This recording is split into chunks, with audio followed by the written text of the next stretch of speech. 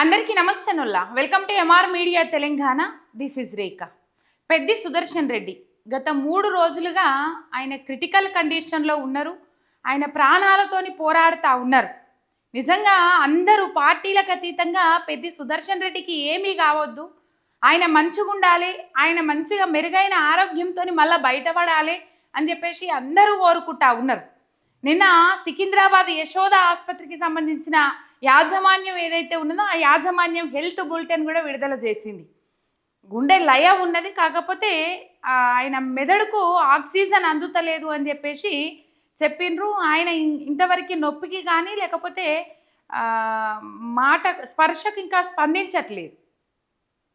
72 గంటల తర్వాతనైనా ఆయన కోలుకునే విధానాన్ని బట్టి స్పష్టమైన ముచ్చట చెప్పలేము అని చెప్పేసి చెప్పిండ్రు. నిన్న సాయంత్రం అనుకుంటా హెల్త్ బులెటిన్ విడుదల చేసిండ్రు. రైట్. పెద్ది సుదర్శన్ రెడ్డి గురించి చెప్పుకోవాలనంటే ఆయన కేసీఆర్కు ఎంత అభిమాని అంటే అంత అభిమాని, ఇక మాటల్లో చెప్పలేదు.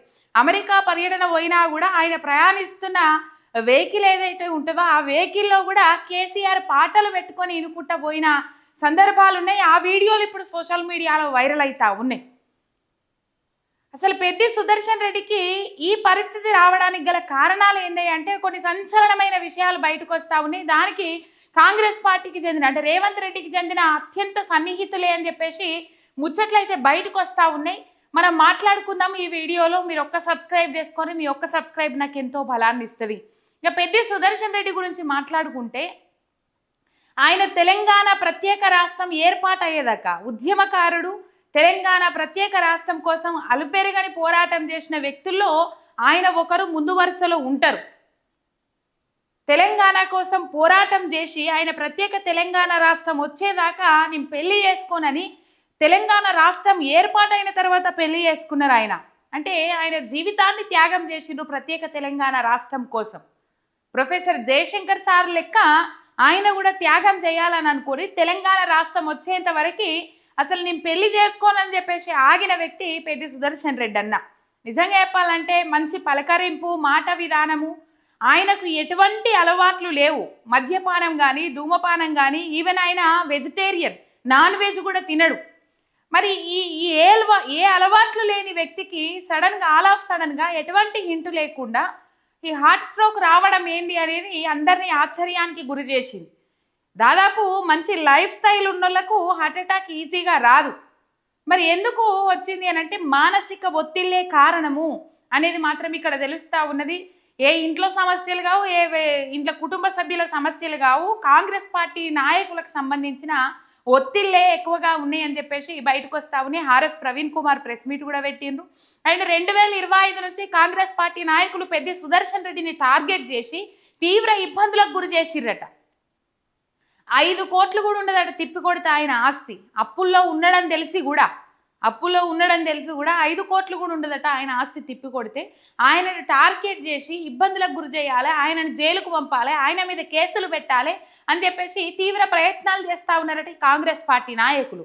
నర్సంపేటలో ఎందుకు చేస్తూ ఉన్నారు ఏం కథ అంటే 2025వ సంవత్సరంలో సివిల్ సప్లై శాఖలో జరుగుతున్న బంకర్స్ బెడ్స్ ఏదైతే ఉంటుందో దానికి సంబంధించిన అవినీతిని బయట పెట్టిండ్రు. ఈ గోదాములు, ధాన్యం నిల్వ చేసే గోదాములు ఏవైతే ఉంటాయో ఆ గోదాములకు సంబంధించిన సివిల్ సప్లై శాఖలో జరుగుతున్న అవినీతికి సంబంధించి కొన్ని సంచలనమైన ముచ్చట్లు బయట పెట్టిండ్రు. 2025వ సంవత్సరంలో ఆయన ఒక మీడియా సమావేశం ఏర్పాటు చేసి ఆ మీడియా సమావేశంలో సివిల్ సప్లై శాఖలో ఈ బంకర్స్ బెడ్స్కి సంబంధించిన అవినీతి ఏదైతే ఉంటుందో దాన్ని బయట పెట్టిండ్రు. కథం ఇక అప్పటి నుంచి పెద్ది సుదర్శన్ రెడ్డిని టార్గెట్ చేసుకుంటా వచ్చిర్రు కాంగ్రెస్ పార్టీ నాయకులని ముచ్చట బాగా వినబడతా ఉన్నది. చాలా అంటే చాలా పెద్ద ఎత్తున వినబడతా ఉన్నది. ఆ అంశం మీదనే ఆర్ఎస్ ప్రవీణ్ కుమార్ గారు ప్రెస్ మీట్ పెట్టినరు. ఆ ప్రెస్ మీట్లో కొన్ని కీలకమైన అంశాలు ప్రస్తావించుకుంటూ వచ్చిర్రు. పెద్ది సుదర్శన్ రెడ్డికి ఇలా కావడానికి కారణం సీఎం రేవంత్ రెడ్డి సన్నిహితుడు ఫహీం ఖురేషి అని చెప్పేసి చెప్పుకుంటూ వచ్చారు. ఒకసారి ఆర్ఎస్ ప్రవీణ్ కుమార్ మాట్లాడిన మాటలు వీడియోలో మీరు వినుండ్రి.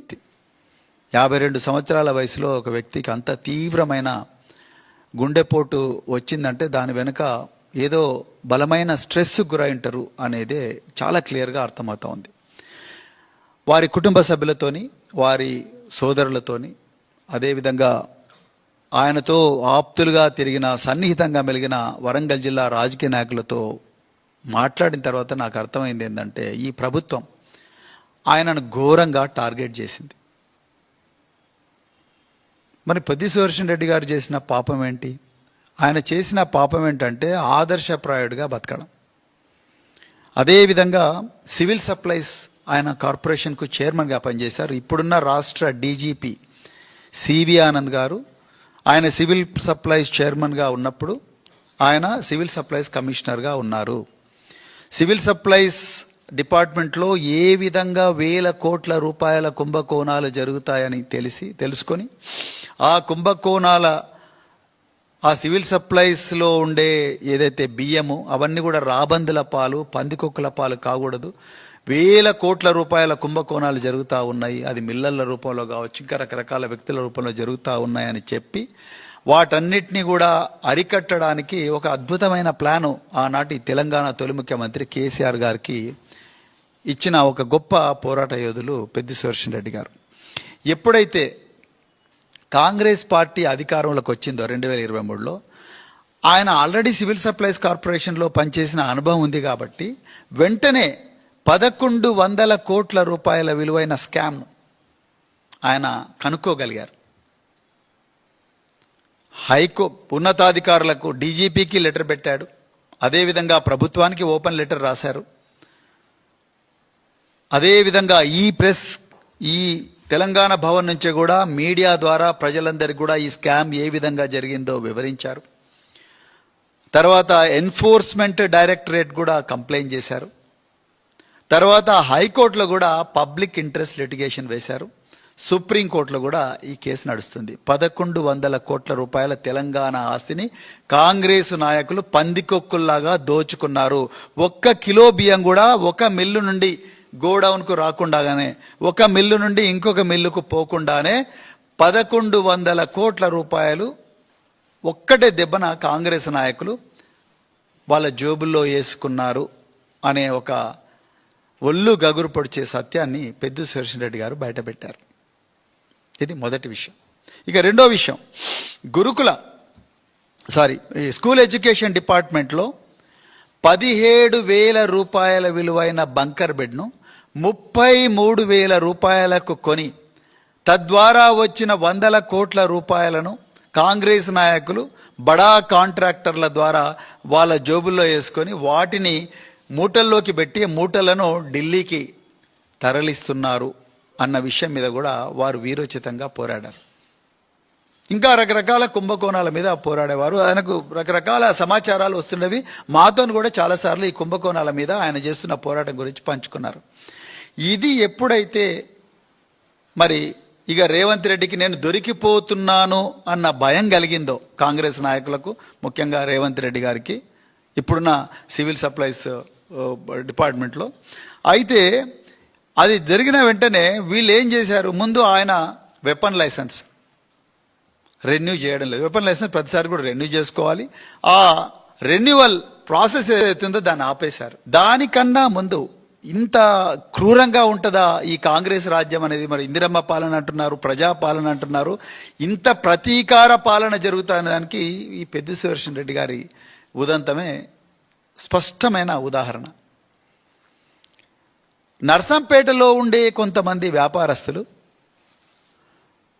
వాళ్ళు వట్టినాగలపల్లిలో వాళ్ళు ఒక భూమిని వాళ్ళు అక్వైర్ చేసుకొని వాళ్ళు వాసవి కన్స్ట్రక్షన్ అని ఒక కన్స్ట్రక్షన్ కంపెనీ ఉన్నది, ఆ వాసవి బిల్డర్స్కు అమ్మేసిండ్రంట.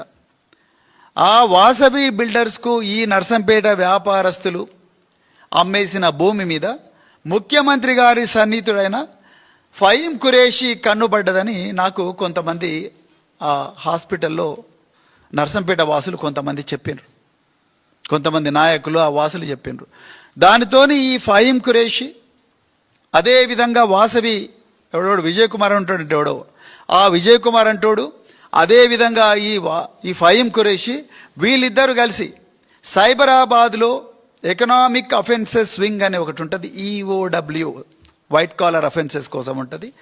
ఆ ఈఓడబ్ల్యూలో ఒక కేసు పెట్టించి ఆ విజయ్ కుమార్ అంటోతోనే కంప్లైంట్ ఇప్పించి ఎఫ్ఐఆర్ రిజిస్టర్ చేయించి పెద్ద ఎత్తున కూడా నర్సంపేటలో సుదర్శన్ రెడ్డి గారికి సన్నిహితులైన వ్యాపారస్తులు ఎవరైతే ఉన్నారో ఆ వ్యాపారస్తులందరినీ కూడా రోజు పోలీస్ స్టేషన్ పిలిపించి వాళ్ళని టార్చర్ చేసి చివరికి ఆయన పిఆర్ఓని కూడా టార్చర్ చేసి మీరు ఏమైనా చేయండి పెద్ది సుదర్శన్ రెడ్డి పేరు చెప్పండి, పెద్ది సుదర్శన్ పేరు కంపల్సరీ మీ 161 స్టేట్మెంట్లలో రావాల్సిందే, ఆయనను మేము దీంట్లో అక్యూజ్డ్ చేయాల్సిందే అని మాకు పైనుంచి ఆర్డర్స్ ఉన్నాయి.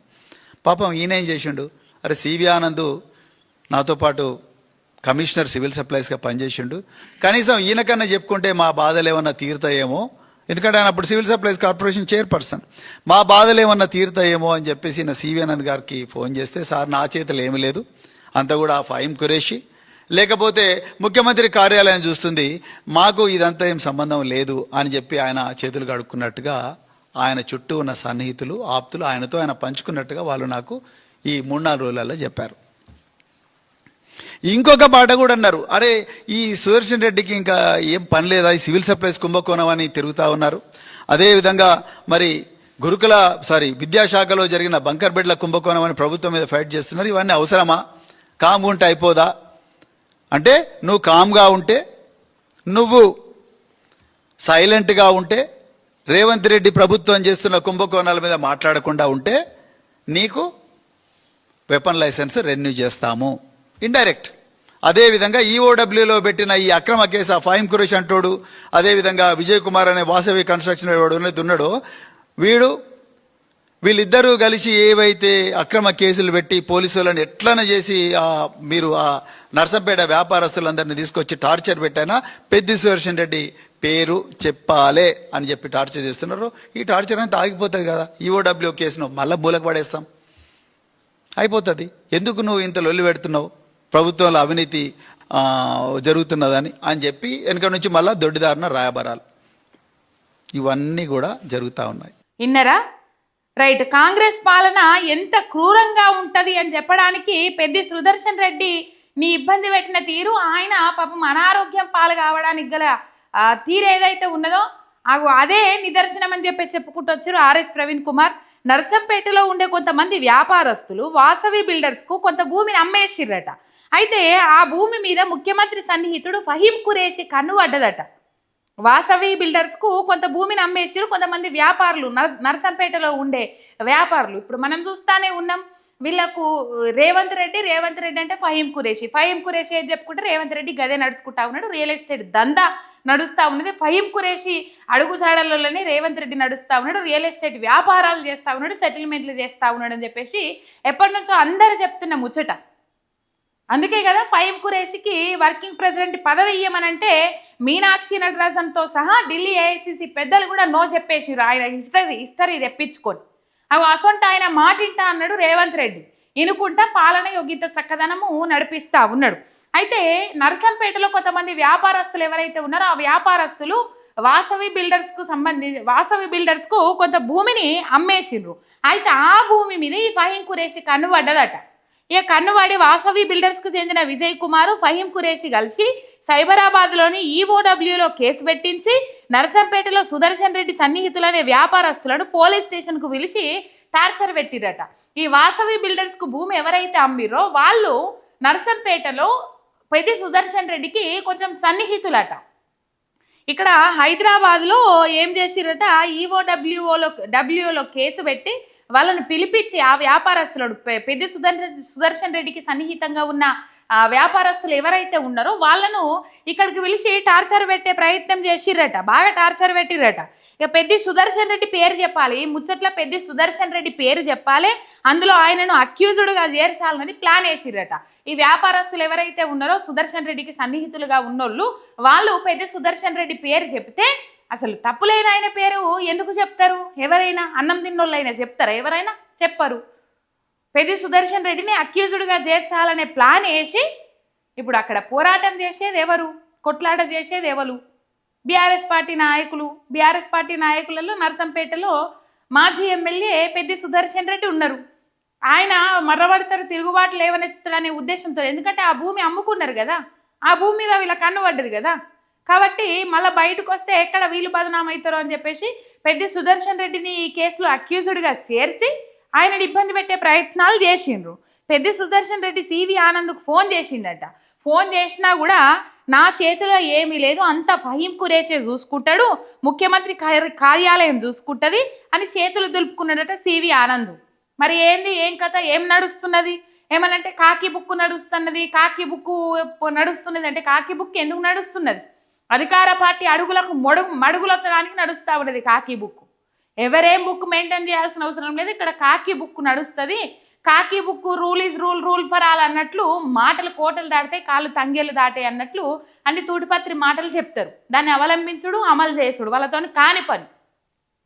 సివి ఆనంద్ గారికి ఫోన్ చేసి చెప్పిండ్రంట పెద్ది సుదర్శన్ రెడ్డి, నేను కాదు అది చూసేది, ఫహీం ఖురేష్ రేవంత్ రెడ్డి అనుసరుడు, ఆయన సీఎం కార్యాలయం చూస్తూ ఉన్నదని చెప్పేసి చెప్పిరట ముఖ్యమంత్రి కార్యాలయం. ఇక గురుకుల బంకర్ బెడ్ల కుంభకోణంపై పెద్ది సుదర్శన్ రెడ్డి మాట్లాడినందుకే ఇంత వేధిస్తున్నారు అని చెప్పేసి గురుకులాలలో సంక్షేమ శాఖలో జరుగుతున్న అవినీతి గురించి కానీ, సివిల్ సప్లై శాఖలో జరుగుతున్న ఈ బంకర్ బెడ్స్కు సంబంధించిన అవినీతి గురించి కానీ బయట పెట్టడమే తప్పైపోయింది పెద్ది సుదర్శన్ రెడ్డి. పెద్ది సుదర్శన్ రెడ్డి బయట పెట్టుడుతోని మొత్తం మీద ఆయన టార్గెట్ చేసి, ఆయన సన్నిహితంగా ఎవరు మెదులుతారు, ఆయన చుట్టూన్న లేవలు అని చెప్పేసి టార్గెట్ చేసి వాళ్ళని టార్చర్ పెట్టుడు. వాళ్ళని టార్చర్ పెడితే వాళ్ళు పెద్ది సుదర్శన్ రెడ్డి పేరు చెప్తే వాళ్ళని అక్యూజుడుగా, పెద్ది సుదర్శన్ రెడ్డిని అక్యూజుడుగా చేర్చి ఇదంతా కథ తతంగం రామాయణం నడిపించచ్చు అని అనుకున్నారు. రైట్, మొత్తం మీద ప్రెషర్ ఎక్కువ పెట్టే వరకు ఆయన మనసుకు తీసుకున్నట్టున్నారు. కాంగ్రెస్ ప్రభుత్వం మాజీ ఎమ్మెల్యే పెద్ది సుదర్శన్ రెడ్డిని ఘోరంగా టార్గెట్ చేసింది. పెద్ది సుదర్శన్ రెడ్డి కుటుంబ సభ్యులతో, సోదరులతో, సన్నిహితులతో మాట్లాడిన తర్వాత ఇది అర్థమైందంట. అయితే ఆర్ఎస్ ప్రవీణ్ కుమార్ గారు మాట్లాడిరట, వాళ్ళు ముచ్చట్లన్నీ చెప్పిరట. పెద్ది సుదర్శన్ రెడ్డి గతంలో సివిల్ సప్లైస్ చైర్మన్గా ఉన్నప్పుడు ప్రస్తుత DGP C V Anand civil supplies కమిషనర్గా ఉన్నారు. అయితే గతంలో సివిల్ సప్లైస్ డిపార్ట్మెంట్లో 1000 కోట్ల కుంభకోణాలు జరిగినాయని, బియ్యం రాబందుల పాలు కావద్దని ఒక అద్భుతమైన ప్లాన్ను అప్పటి సీఎం కేసీఆర్ ఇచ్చిర్రట. అయితే 2023లో కాంగ్రెస్ పార్టీ అధికారంలోకి వచ్చిన తర్వాత సివిల్ సప్లైలో 1100 కోట్ల స్కామ్ జరిగిందని పెద్ది సుదర్శన్ రెడ్డి తెలుసుకొని ప్రభుత్వానికి, ఉన్నతాధికారులకు లేఖలు రాసిండ్రు. ఎన్ఫోర్స్మెంట్ డైరెక్టరేట్కు తెలిపి హైకోర్టులో, సుప్రీంకోర్టులో కూడా పిటిషన్ వేసిర్రు. ఇదే అంశం మీద బీజేపీ నుంచి ఏలేటి మహేశ్వర్ రెడ్డి ఉంటాడు. ఈ 1100 కోట్ల స్కామ్ కాంగ్రెస్ ప్రభుత్వం వచ్చిన కొత్తల్ని ఆయన కూడా బయట పెట్టిరు, పెద్ది సుదర్శన్ రెడ్డి బయట పెట్టిండ్రు. స్కూల్ ఎడ్యుకేషన్ డిపార్ట్మెంట్లో 17,000 విలువైన బంకర్ బెడ్ను 33,000 కొన్నారని, ఇందులో కాంగ్రెస్ నాయకులు, బడా కాంట్రాక్టర్లు 100 కోట్ల స్కామ్ చేసిండ్రని, వాటిని ఢిల్లీ పెద్దలకు కూడా ఇచ్చిరని పెద్ది సుదర్శన్ రెడ్డి ఆధారాలతో సహా బయట పెట్టిర్రు. ఈ కుంభకోణాల్లో దొరికిపోతున్నామని రేవంత్ రెడ్డికి, కాంగ్రెస్ నాయకులకు అర్థమైందో, ఎప్పుడైతే అర్థమైందో అప్పటి నుంచి పెద్ది సుదర్శన్ రెడ్డి వెపన్ లైసెన్స్ను రద్దు చేసి ఆయనని ఇబ్బందులు పెట్టిరు. ఏమనంటే లైసెన్సులు రద్దు చేయాలి, ఇబ్బందులు పెట్టాలి, ఇష్టం ఉన్నట్టు వ్యవహరించాలి. ఇట్లా ముమ్మాటికి పెద్ది సుదర్శన్ రెడ్డికి ఈ పరిస్థితి రావడానికి మాత్రం కాంగ్రెస్ పార్టీ నాయకులే మెయిన్. ఎప్పుడైతే పెద్ది సుదర్శన్ రెడ్డి వీళ్ళు చేస్తున్న అవినీతి అక్రమాలు ఏవైతే ఉన్నాయో వీటి ఆధారాలతో సహా బయట పెట్టే వరకు ఆగమైతున్న ప్రజల ముంగట తెలిసిపోతుంది కథ తతంగమంతా అని చెప్పేసి అనుకున్న రేవంత్ రెడ్డి సర్కార్, ఈ రేవంత్ రెడ్డి ఏం చేసిండంటే వెపన్ లైసెన్స్ను రద్దు చేసిండు. తర్వాత ఏం చేసిర్రు, వాసవి అది ఏదో బిల్డర్స్కు అమ్మిరు కదా వ్యాపారస్తులు, వాళ్ళని టార్గెట్ చేసి వాళ్ళని చిత్రహింసలు పెట్టి, ఇబ్బందులు పెట్టి సుదర్శన్ రెడ్డి పేరు చెప్పాలని వాళ్ళని టార్చర్ చేసుడు. ఇక ఇదంతా పాపము ఆయన మనసులో పెట్టుకున్నాడా, మానసిక ఒత్తిడికి గురైండా, ఏం కథనో తెలియదు కానీ మొత్తం మీద ఆయన కుప్పగూలిండు. అందరూ కోరుకుంటున్నారు వాళ్ళ. నిజంగా చెప్పాలంటే ఒక ఉద్యమకారుడు, తెలంగాణ ఆకాంక్షించే వ్యక్తి, తెలంగాణ వ్యతిరేకించిన వ్యక్తులు ఇవాళ తెలంగాణను పాలిస్తున్నారు. అంటారు కదా, మంచి వాళ్ళకు ఇబ్బంది అవుతుంది, గిసొంటి వ్యతిరేకించడం వాళ్ళకి ఏమైతలేదు అని చెప్పేసి. నిజంగా చెప్పాలంటే పెద్ది సుదర్శన్ రెడ్డి అన్న మంచిగా కోలుకొని మళ్ళీ వాళ్ళ కుటుంబ సభ్యులతోని కలిసిమెలిసి ఉండాలి, ఇట్లనే అవినీతి మీద ప్రశ్నించాలి, నిలదీయాలని మన ఎంఆర్ మీడియా తెలంగాణ తరపున మనస్ఫూర్తిగా కోరుకుందాం. ఇంకో పాయింట్ చెప్పాలి ఇందులో ట్విస్ట్ ఏంటంటే, రేవంత్ రెడ్డికి సన్నిహితంగా ఉండే ఒక పత్రిక ఏదైతే ఉంటుందో ఆ పత్రికలో పెద్ది పైన ప్రెషర్ పెట్టింది ఎవరు అని చెప్పేసి ఒక బ్యానర్ ఐటమ్ ఇచ్చుకున్నారు. ఇది ఎవరు రాసిర్రు అంటే దేవేందర్ రెడ్డి చింతకుట్ల స్వేచ్ఛ చైర్మనే. మొత్తం మీద ఇక్కడ ఒక పత్రిక ఉంటుంది, ఆ పత్రికని పెద్దిపై ప్రెషర్ పెట్టింది ఎవరు, ఒక ఫ్రంట్ పేజ్ బ్యానర్ ఐటమ్గా రాసుకున్నారు. అంటే దీన్ని బట్టి ఏమర్థం చేసుకోవాలి మనం, పెద్దికి ఏ రేంజ్లో, ఏ లెవెల్లో ప్రెషర్ పెట్టిరు అనేది మనం ఇక్కడ అర్థం చేసుకోవాల్సిన అవసరం ఉన్నది. ఒక కాంగ్రెస్ నాయకులు చేయబట్టి ఈ పరిస్థితి ఏర్పడ్డది పెద్ది సుదర్శన్ రెడ్డికి. కాంగ్రెస్ టార్గెట్ చేయడం వల్లనే ఈ పరిస్థితి ఏర్పడ్డది. అదే కాంగ్రెస్ అనుబంధ సంస్థ తెల్లారు లేస్తే అచ్చరం ముక్క ముక్క చదువుతాడు రేవంత్ రెడ్డి ఈ పత్రిక అని చెప్పి చాలా మంది మాట్లాడుకుంటారు. మరి అంత టైం ఉందో లేదో ఆయనకు తెలియదు. కానీ మొత్తం మీద ఈ పత్రికలో కూడా ఒక బ్యానర్ ఐటమ్ వచ్చిందంటే ఆయన ఎంత ప్రెషర్కు గురైందో మనం అర్థం చేసుకోవాల్సిన అవసరం ఉన్నది. ఒక సబ్స్క్రైబ్ చేసుకొని సపోర్ట్ చేయండి. మీ ఎంఆర్ మీడియా తెలంగాణ ఛానల్.